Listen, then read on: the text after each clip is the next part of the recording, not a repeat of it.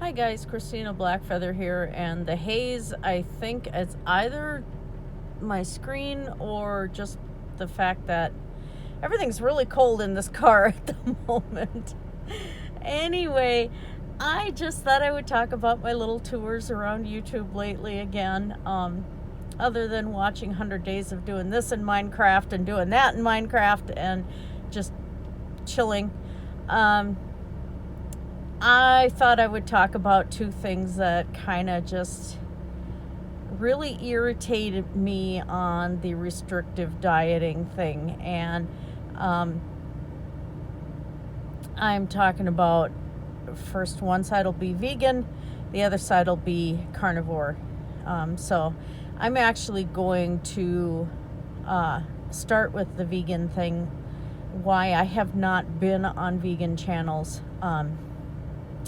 And it's also split the vegan community quite a bit. And that's their use of words.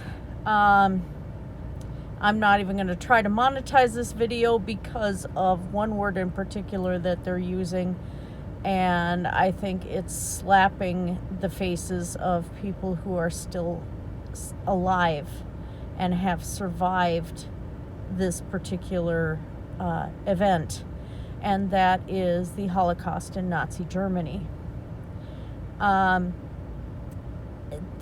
excuse the vegans are using for saying that animals are going through a Holocaust, they can't come up with the term that, just say animal abuse, whatever, especially with factory farming. No, they're using the word Holocaust. And they said that they're using the original term of it, which meant burning at the altar or whatever. Except in modern vernacular, when you say Holocaust, most people think of the Jews in Germany. That's just the way our culture is. So these vegans are lying about why they're using the word and the terms behind it, because they're trying to say, as I said, we're not implying that that's what it is. We're going back to the original use of the word. You talk to somebody on the street, they're not going to be standing there looking up the original use of the word. They're going to go with the first thing that goes in their head. So this is vegans playing at words, which a lot of people do, and they will play at words for their own agendas, and that's what's happening here. Now, mind you, Joey Carbstrong did some video that showed the results of factory farming in the milk industry, and it was pretty horrifying. The video itself was well done, but the events inside were horrifying. But it showed how bad factory farming is. That's something that it does need to be addressed, and there is a lot of abuse there, but there's also a lot of other issues around that, because this is all major corporate farming, and to feed the amount of people we have on this planet, what is a better way that's going to feed everybody on this planet? I'm sorry, even a full vegan diet isn't going to do it, because you have corporations involved and you have profit to be made. And you also have areas where there's food deserts and things like that. David Rams did see my video about him. And I know he did because he addressed one thing that I had said about vegan being a diet of privilege. So he brought up this woman that is feeding her vegan family on 25 pounds a week. Okay. That's fine. So one person is doing that in England, in an area that's not a food desert. I don't think she'd be able to do that in Detroit. But okay, one person is doing this. That's fine. Okay. That's like saying that one person is on the other side of the fence, here it comes, surviving on $50 a day. That's his meal. So he's eating $50 a day. And he's doing it so everybody else can. You know, that's like saying that one person had success using apple cider vinegar for weight loss, so everybody can. You know, you get these antidotes and they don't apply to everybody. I'll get back to the $50 a day in a moment. The other issue that has had me really ticked off with this whole thing about the Holocaust is I have brought up that they're slapping survivors in the face. So they use the example, well, I'm of Jewish descent and I approve of the use. And it's like, okay, did you ask anybody who actually survived it? You're speaking for them now? Seriously? You're speaking for people like my own family member who's still alive? I think that person would have something to say to you. You know? And just because one who was a major player in the vegan movement back before he died did survive the Holocaust, that again is one person. That one person does not speak for everybody. So,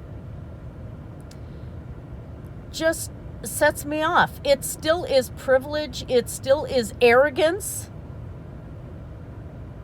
These people now having a schism inside their own movement over this word. And they drove me away completely because it's offensive. It's offensive as hell. It's not drawing attention to the animals. It's drawing attention to themselves. And that's what this is about. This is virtue signaling, and David Rams and others will say, well, as long as my activism is offending people and angering people, that's what I want. Okay, so that's all he wants. It isn't about his activism. It's about getting notoriety for himself. I'm sorry. That's my view on it.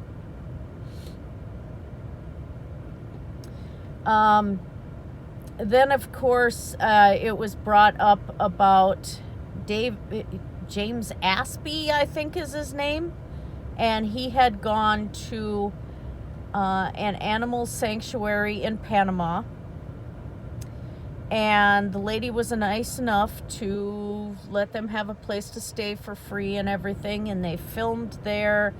And the photographer, later they got rid of her, but she talked about what went on there. And the woman was afraid to feed the owl that was in the sanctuary in front of them because the owl eats meat. James Aspie went on her about, well, is the dog food vegan? On rescue dogs. And a place that survives on donations. So now they're grilling her with all sorts of questions and everything else because the audience is saying it was a petting zoo, not a rescue. Which ended up with a wild animal that would come and get food and hang out during the day and go back into the jungle is now in a cage because animal authorities came out, saw this wild animal wandering around happy as a clam, and said it had to be caged. It didn't live on the sanctuary. It lived in the forest behind it. And now it's in a cage. Because it would come over and get food. Yay! Vegans and animal rescue. Actually, that would be more vegan influencers. And I think that's probably the biggest problem I'm having is these influencers are really, really offensive. And they're getting more offensive. it should be a personal choice. If you don't want to harm anything, it's like a Buddhist. If they will avoid, if there's many who will avoid stepping on an ant. If that's the way you want to go, then go that way. But don't go out and destroy property. Don't go out and destroy people's lives, their livelihoods and all this. And don't be stupid and get yourself killed being run over by a semi-truck loaded with animals. Yeah. Okay, carnivore time. Sean Baker is showing every morning on his videos what he has eaten that day, which is about 5 pounds of meat, and it's usually stuff like ribeye and things like that, and how everybody needs to be completely avoiding sugar and all of that, which, I understand that train of thought, and he is a doctor, but part of the problem is that diet is not super affordable. Because you think ribeye is up to about $8 or $9 a pound where I'm at. So he's eating $50 in one meal. Now, mind you, he says that he's intermittent fasting. He does OMAD, so that one meal is his meal for the day. But you think some people have a budget of $100 for a week. How the heck is that affordable? And he's promoting this, and he's promoting his own Meat RX thing, and he's got these meetings every week that people have to pay to get into and all of that. So again, not very altruistic here. I understand that he's got his own personal time in here and stuff, but being a doctor and claiming, he's rallying on obese people shedding more viral particles from COVID and stuff like that, and that obese people are killing grandma, and these are the things he's saying. So thank you, Sean. F you. And he's charging people money. So he's an influencer just like the rest of them. And he's got people doing, paying him. And of course, I left a comment about how this is not an affordable diet for most people. I got told, well, you can get chicken livers for $1.09 a pound or something like that. And it's like, so we're going to live on chicken livers for the rest of our lives. Well, organ meats are cheaper. He's not pushing organ meats. He's pushing red meat. And that's a different story altogether. Because you have a cost there. And somebody even said, well, stop buying other crap and you can afford it. Are you going to tell that to a woman who's got, 4 kids and husband has took off and she's working for minimum wage, and she has a budget of maybe $75 a week, and you're going to tell her to stop buying other crap so she can afford to eat nothing but red meat? Really? So there's another diet of entitlement. The entitlement is just on such a rampage. Entitlement and privilege on both sides. It's hilarious. Both sides are nuts.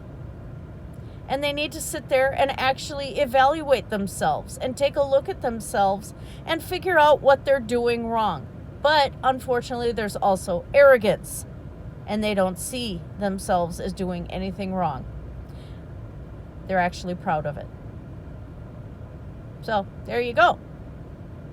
I just had to put my 2 cents in there. I'm sure I'm pissing people off all the way around, but I don't care. This has been sitting in my craw for a few weeks now, and I just finally had to say it. Okay, car's warm. I'm going home. Blessed be everybody. Have a great day.